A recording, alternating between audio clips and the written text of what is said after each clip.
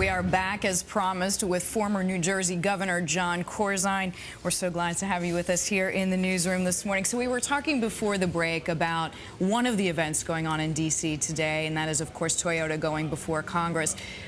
While we're on the D.C. subject, the federal deficit, I want to know if you think that Congress is as alarmed as it should be by the size of the deficit. Well, I think alarmed is something that I hear all the time from folks that are involved in the political world. Matter of fact, I'd move it towards hysteria as opposed to alarm in some instances. You know, there's a real debate about whether we put enough stimulus in fast enough, particularly fast enough, to move the economy away from a jobless recovery. You know, you can take the Paul Krugman argument and say that we were light short run and will cause longer term deficits. And I think that's a fair debate for the people who are very concerned about it.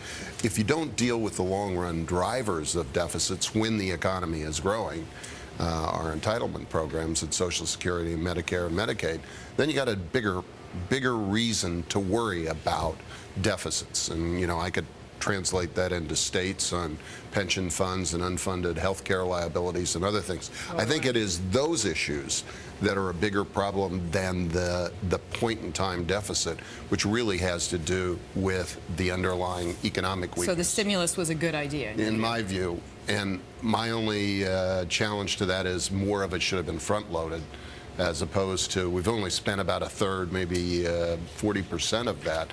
And I think a lot of it, you could have argued maybe could have gone someplace else, but I think you needed a strong stimulus. And in fact, if we made a mistake, I think it wasn't big enough soon enough. But, Governor, what investors want to know, particularly foreign investors, especially those who invest in treasuries and who hold U.S. dollar-denominated assets, is will Congress, will the House and the Senate be prepared to make the tough decisions down the road to get the budget back into balance and to deal with the national debt problem? It's maybe something that we don't need to think about now, but those people aren't worried about now. They're looking years out, right, and they want to know whether they can have confidence in Congress.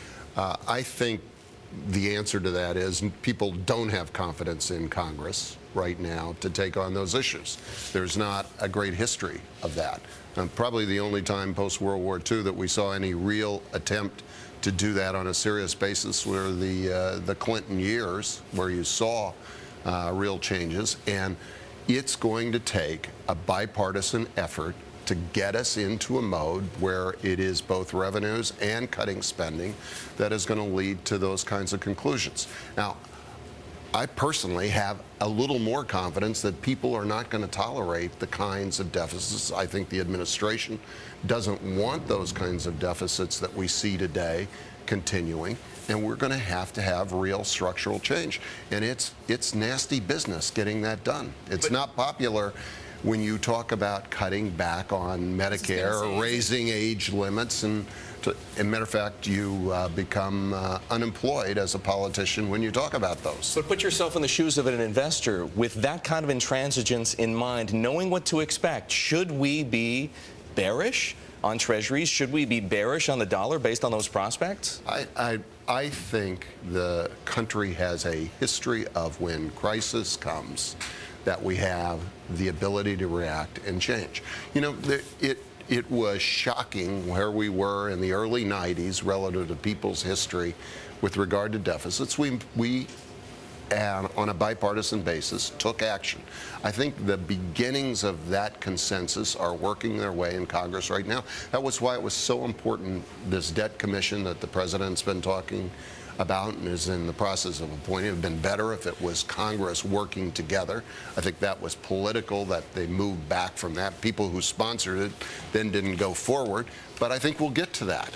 And there will be a consensus that we can't be running trillion-dollar-plus deficits as far as the eye can see. It's not going to happen, and change will happen.